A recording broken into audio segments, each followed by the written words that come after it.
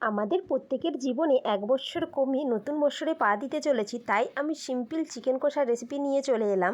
আবার এদিকে গ্যাসেরও অনেক সমস্যা, তাই উনুন ধরিয়ে কড়া বসিয়ে কড়ায় তেল দিয়ে দিলাম, পেঁয়াজ কুচি দিয়ে পেঁয়াজটাকে লাল লাল করে ভেজে নিয়েছি, রসুন বাটা দিয়ে দিলাম, এরপর আদা বাটাটাও দিয়ে দিলাম। পেঁয়াজ রসুন আদা ভালো করে ভাজা হয়ে আসলে টমেটো কুচি দিয়ে দিলাম। টমেটোটা একটু নেড়েচেড়ে নরম হয়ে আসলে হলুদ লঙ্কা গুলোনো পেস্টটা দিয়ে দিলাম।